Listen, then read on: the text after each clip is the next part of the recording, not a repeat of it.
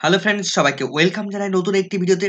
এই মুহূর্তে যে গুরুত্বপূর্ণ আপডেটের দিকে আমরা নজর রাখবো সেটি হচ্ছে স্কুল সার্ভিস কমিশনের চাকরি বাতিল মামলাটির আজকের অর্ডার কপির বিস্তারিত ব্যাখ্যা।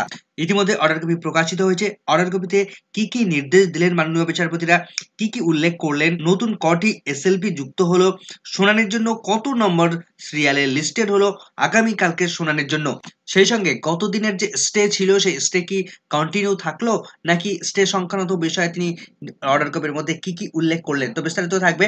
এবং কত নম্বর সিরিয়ালে লিস্টেড হলো মামলাটি আগামীকালকে শুনানির জন্য বিস্তারিত দেখবো আমরা। তো চলুন বন্ধুরা, ভিডিওটি শুরু করা যাক। ভিডিও শুরু করার আগে বলে রাখবো বন্ধুরা, যারা চ্যানেলটিতে নতুন আছেন অবশ্যই একটু সাবস্ক্রাইব করে রাখার অনুরোধ রইল। পাশে থাকা বেল আইকনটি অবশ্যই অন করে রাখবেন পরবর্তী এই ধরনের আপডেট পাওয়ার জন্য। তো চলুন বন্ধুরা, ভিডিওটি শুরু করা যায়। স্কুল সার্ভিস কমিশনের মাধ্যমে নিয়োগ হওয়া 4টে স্তরে, অর্থাৎ নবম, দশম, একাদশ, দ্বাদশ, গ্রুপ সি, গ্রুপ ডি, এই 4টে স্তরে টোটাল প্রায় 26,000 শিক্ষক এবং অশিক্ষক কর্মীর চাকরি বাতিল হয়ে গেছিল কলকাতা হাইকোর্টের স্পেশাল ডিভিশন বেঞ্চ। তারপরে এই মামলাটি চ্যালেঞ্জ হয় সুপ্রিম কোর্টে।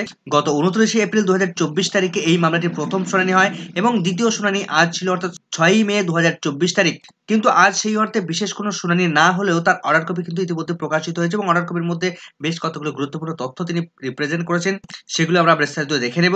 এবং এই মামলাটি স্কুল সার্ভিস কমিশনের চাকরি বাতিলের এই মামলাটি আগামীকাল, অর্থাৎ 7 মে 2024 তারিখের এই মামলাটি আবার শুনানির জন্য উঠতে চলেছে। তো দেখবো আমরা প্রথমেই অর্ডার কপিতে কি কি উল্লেখ করেছেন, তারপর আমরা সিরিয়াল নাম্বার কততে লিস্টেড হয়েছে সে বিষয়টা দেখবো।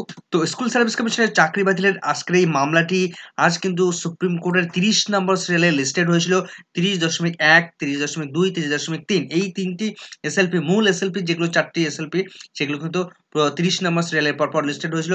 তো সুপ্রিম কোর্ট আজকের যে রেকর্ড অনুসারে তারা যে অর্ডারটি দিচ্ছেন, সেখানে আমরা দেখতে পাচ্ছি যে এসএলপি নাম্বার, যেটা এই মামলাটির এসএলপি নাম্বার 9586/2024, মামলাটি 22/4/2024 তারিখে কলকাতা হাইকোর্টের স্পেশাল ডিভিশন বেঞ্চ তারা অর্ডার দিয়েছিল টোটাল 26,000 শিক্ষক এবং অশিক্ষক কর্মীর চাকরি বাতিলের। তো মামলাটির পিটিশনার এই মুহূর্তে the state of West Bengal versus Baishakhi Bhattacharya Chatterjee. এবার আমরা দেখবো এই মামলার সঙ্গে কটি নতুন করে এসএলপি যুক্ত হয়েছে, টোটাল কটি এসএলপি রয়েছে, বিস্তারিত দেখবো।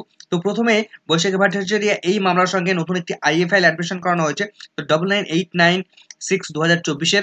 এবার আমরা দেখবো নতুন নতুন এসএলপি গুলো কি কি যুক্ত করা হয়েছে। নতুন নতুন এসএলপি গুলো আমরা যেটা দেখতে পাচ্ছি, প্রথম এসএলপি যেটা রয়েছে এখানে 9614, অন্যদিকে আরেকটি এসএলপি দেখতে পাচ্ছি আমরা 9637।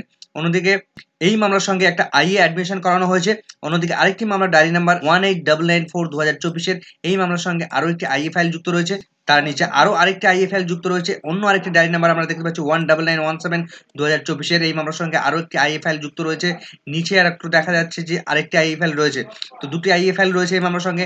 নিচে আরেকটি এসএলপি নাম্বার আমরা দেখতে পাচ্ছি, এখানে আপনারা নাম্বারগুলো পরপর দেখে নিতে পারবেন। এবং তার সঙ্গে কিন্তু আরো একটা, দুটো, তিনটে করে আইএ ফাইল অ্যাডমিশন করানো হয়েছে এবং নতুন করে এসএলপি এগুলো হচ্ছে, এবং সেই প্রত্যেকটা এসএলপির সঙ্গে নতুন করে একটা, দুটো করে আইএ ফাইল কিন্তু অ্যাডমিশন করানো হয়েছে।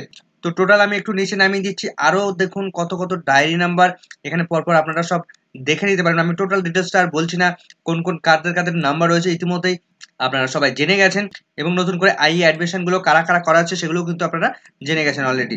তো আমরা দেখবো সরাসরি মূল বক্তব্যের দিকে। তো আজকেই দেখুন অর্ডার ডেট যেটা রয়েছে 6/5/2024 তারিখে, অর্থাৎ 6 মে 2024 তারিখে এই মামলাটি শুনানি করিয়ে আজকে কিন্তু অর্ডার দিচ্ছেন। তো this matter war call on for hearing today, অর্থাৎ আজকে হিয়ারিং এর জন্য এই মামলাটি শুনানি লিস্টেড করানো হয়েছিল। তো আজকের এই মামলাটি মাননীয় চিফ জাস্টিস তারা কিন্তু শুনানি করিয়েছেন ডিওয়াই চন্দ্রচূড় মহাশয়, এবং অন্যদিকে আরো দুজন বিচারপতি রয়েছেন, জেবি পারডিওলা স্যার, অন্যদিকে আরো একজন রয়েছেন বিচারপতি, মাননীয় বিচারপতি মনোজ মিশ্রা স্যার। এই তিনজন জাজ কিন্তু তারা আজকে এই মামলাটির গুরুত্বপূর্ণ নির্দেশ দিয়েছেন। তো এখন আমরা দেখবো পিটিশনার এবং রেসপন্ডেন্টদের পক্ষ থেকে কোন কোন লয়ার তারা কথা বলছেন। তো এই মুহূর্তে পিটিশনার, অর্থাৎ স্কুল সার্ভিস কমিশনের পক্ষ থেকে বা স্টেটের পক্ষ থেকে যারা কথা বলছেন, পিএস পাটোলিয়া স্যার রয়েছেন। তো প্রত্যেকের নাম কিন্তু আমি আর ডিটেলস ধরে ধরে বলছি না, আপনারা কিন্তু পড়ে নিতে পারবেন এখানে। তো মূল যাদের নাম রয়েছে, পিএস পাটোলিয়া স্যারের পর এখানে আমরা দেখতে পাচ্ছি জয়দীপ গুপ্তা স্যার রয়েছেন। প্রচুর পরিমাণে লয়ারের লিস্ট কিন্তু আমরা এখানে দেখতে পাচ্ছি পিটিশনারদের পক্ষ থেকে। আর টোটাল আমরা যেটা দেখলাম এসএলপি গুলো টোটাল এখনো পর্যন্ত দেখা যাচ্ছে যে টোটাল প্রায় 20টির কাছাকাছি গিয়ে এসএলপি যুক্ত হয়েছে এবং তার সঙ্গে আরো অনেকগুলো আইএ অ্যাডমিশন করানো হয়েছে। প্রত্যেকটা এসএলপির সঙ্গে একটা দুটো করে আইএ অ্যাডমিশন করানো হয়েছে। তো এই মুহূর্তে পিটিশনারদের পক্ষ থেকে অর্থাৎ স্কুল সার্ভিস কমিশন তাদের হয়ে কথা বলবেন মুকুল রোহতগি স্যার। যদিও মুকুল রোহতগি স্যারকে দুটো পার্টির পক্ষ থেকে হায়ার করা হয়েছে, তো দুটো পার্টির পক্ষ থেকে হলেও তিনি কিন্তু স্কুল সার্ভিস কমিশনের হয়েই লড়ছেন। তো পিটিশনারদের লয়ারের লিস্ট কিন্তু এখনো শেষ হয়নি, কন্টিনিউ কিন্তু চলছে। আপনারা নামগুলো পরপর দেখে নিতে পারেন। তো আমি ডিটেলস নামগুলো বলছি না, এবার কিন্তু রেসপন্ডেন্টের নাম শুরু হচ্ছে। রেসপন্ডেন্টের পক্ষ থেকে যারা যারা কথা বলবেন তাদের নামগুলো কিন্তু পরপর এখানে রয়েছে। তো প্রথমে আমরা দেখতে পাচ্ছি জয়দীপ গুপ্তা স্যার রয়েছেন। অন্যদিকে সব থেকে এই মুহূর্তে চর্চিত যে বিষয়টা রয়েছে সেটা হচ্ছে দেশের সব থেকে মোস্ট নাম্বার ওয়ান লয়ার হচ্ছেন হরিশ সালভে। তিনি কিন্তু দাঁড়াচ্ছেন রেসপন্ডেন্টের পক্ষ থেকে। তো রেসপন্ডেন্টের পক্ষের মধ্যেই কিন্তু তার নাম রয়েছে হরিশ সালভে স্যার। তিনি কিন্তু দাঁড়াচ্ছেন এই রেসপন্ডেন্ট, অর্থাৎ যাদের জন্য এই চাকরি বাতিল হলো, অর্থাৎ এই মামলায় কলকাতা হাইকোর্টে যারা পিটিশনার ছিলেন তাদের পক্ষ থেকে দাঁড়াচ্ছেন হরিশ সালভে স্যার। হরিশ সালভে স্যার যদি রেসপন্ডেন্টের পক্ষ থেকে দাঁড়ান তাহলে কিন্তু স্কুল সার্ভিস কমিশনের যে সমস্ত শিক্ষক অশিক্ষক কর্মীরা রয়েছেন তাদের কিন্তু বেশ বেগ পেতে হবে তাদের মামলাটি বের করে আনার জন্য। তাছাড়া রেসপন্ডেন্টের পক্ষ থেকে আরো কারা কারা কথা বলছেন এখানে আমাদের রাজ্যের পক্ষ থেকে, এখানে বিকাশ রঞ্জন বাবু রয়েছেন, ফিরদৌস শামীম রয়েছেন। এদিকে আমরা নিচে টোটাল চলে এলাম, লাস্ট অনেকগুলো লয়ার তারা কিন্তু রয়েছেন। এবার সরাসরি আমরা অর্ডার কপির মূল বক্তব্যের দিকে চলে এসেছি। তো আপন hearing the council for the court made the following order, অর্থাৎ কাউন্সিলিং গুলোকে বা সমস্ত পার্টিগুলোকে মাননীয় বিচারপতিরা তারা শুনানি করিয়ে আজকের এই অর্ডারগুলো দিচ্ছেন। তো প্রথম যে পয়েন্ট উল্লেখ করা রয়েছে সেখানে বলা হচ্ছে list the special leave petition tomorrow, অর্থাৎ আগামীকাল 7 মে 2024 তারিখে লিস্টেড করা হচ্ছে as the first item on the board, অর্থাৎ আগামীকাল 7ই মে 2024 তারিখে এই মামলাটি কত নম্বর সিরিয়ালে লিস্টেড হতে চলেছে এখানেই উল্লেখ করা রয়েছে ফার্স্ট আইটেম, অর্থাৎ প্রথমেই স্কুল সার্ভিস কমিশনের চাকরি বাতিলের এই মামলাটি বোর্ডের পক্ষ থেকে তোলা হচ্ছে। অর্থাৎ মাননীয় বিচারপতিরা চিফ জাস্টিস মহাশয় তিনি কিন্তু প্রথমেই আগামীকাল 10:30টার সময় কিন্তু স্কুল সার্ভিস কমিশনের এই মামলাটি শুনানি করাতে চলেছেন মাননীয় বিচারপতিরা। এবার দেখবো আগের দিনে যে স্টে দেওয়া হয়েছিল সেই স্টেটা উঠলো কিনা বা কি সেই স্টে সংক্রান্ত বিষয়ে কি বলা হচ্ছে। যেটা বলা হয়েছিল যে নেতা মন্ত্রী বা ক্যাবিনেট সদস্য রয়েছেন তাদেরকে জিজ্ঞাসাবাদ বা কাস্টাডিতে নিতে পারবে না, তো সেটার উপর স্টে দিয়েছিলেন মাননীয় বিচারপতিরা।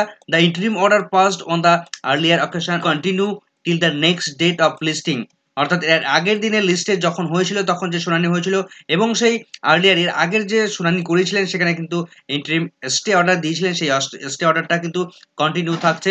অর্থাৎ কোনো রকম ভাবে ক্যাবিনেট সদস্যদের কাস্টডিতে নিয়ে কোনো রকম ইনভেস্টিগেশন করতে পারবে না সিবিআই। তো আজ অর্থাৎ 6 মে 2024 তারিখে স্কুল সার্ভিস কমিশনের এই মামলাটি 30 নম্বর সিরিয়ালে লিস্টেড ছিল। আজ আমরা দেখতে পেয়েছিলাম যে সুপ্রিম কোর্টের লাঞ্চের আগে 29 নম্বর সিরিয়াল পর্যন্ত শুনানি প্রক্রিয়া কমপ্লিট হয়ে গেছিল। শুধু লাঞ্চের পর অর্থাৎ প্রায় 2টোর দিকে গিয়ে এই মামলাটি অর্থাৎ 30 নম্বরের স্কুল সার্ভিস কমিশনের চাকরি বাতিলের মামলাটি শুনানির জন্য লিস্টেড হয়েছিল এবং সেখানে উঠেও ছিল। তবে মাননীয় বিচারপতিরা তারা বলেছিলেন যে যেহেতু স্কুল সার্ভিস কমিশনের এই মামলাটি অনেকটা বড় শুনানির প্রয়োজন রয়েছে তার জন্য এর পিছনে থাকা লিস্টেড নাম্বারগুলো অর্থাৎ 31, 32, 33 বা 40, 41, 42 যে সমস্ত সিরিয়ালগুলো রয়েছে সেই সিরিয়ালগুলোতে তিনি একটু শুনানি করিয়ে নিতে চেয়েছিলেন। তো তার ফলে তার পিছনের দিকে লিস্টে থাকা যে সমস্ত মামলাগুলো সেগুলো কিন্তু তিনি অল্প অল্প করে শুনানি করিয়ে তারপরে লাস্ট আওয়ারে দীর্ঘ শুনানি করানোর জন্য স্কুল সার্ভিস কমিশনের এই মামলাটি রাখার চেষ্টা করেছিলেন। কিন্তু অবশেষে দেখা যায় অন্য যে মামলাগুলো ছিল পিছনের দিকের মামলাগুলো ছিল সেগুলো শুনানি করাতে গিয়ে মাননীয় বিচারপতিরা অনেকটা টাইম নিয়ে নেন। সেক্ষেত্রে তখন প্রায় 4:30 বেজে গেলেও কিন্তু স্কুল সার্ভিস কমিশনের এই মামলাটি আর ধরা সম্ভব হয়নি। তো তার ফলে স্কুল সার্ভিস কমিশনের এই মামলাটি কিন্তু আজ সেভাবে শুনানি হয়নি। তো মাননীয় বিচারপতিরা তিনি তখন নিজেই বলে দেন যে ঠিক আছে এই মামলাটি আমরা আগামীকালকে ফিক্সড ম্যাটার হিসেবে রাখা হচ্ছে এবং সেটা সকাল 10:30টার সময় ফার্স্ট আইটেমের মধ্যেই রাখা হবে। তো এই মুহূর্তে দেখতে পাচ্ছি যে আমরা যে মামলাটি স্কুল সার্ভিস কমিশনের যে মামলাটি স্টেট অফ ওয়েস্ট বেঙ্গল যারা পিটিশনার রয়েছেন এবং রেসপন্ডেন্ট রয়েছেন বৈশাখী ভট্টাচার্য চ্যাটার্জি, সেই মামলাটির সিরিয়াল নাম্বার দেখুন এখানে উল্লেখ করে দেওয়া হয়েছে।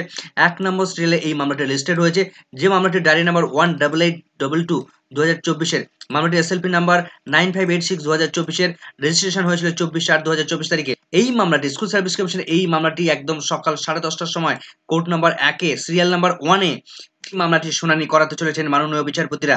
তো আগামীকাল সুপ্রিম কোর্ট থেকে কি কি আপডেট আসে এবং সুপ্রিম কোর্টের সরাসরি লাইভ দেওয়ার চেষ্টা করব এই চ্যানেলের মধ্যে এবং কি কি আপডেট উঠে আসে সেদিকে আমাদের নজর থাকবে।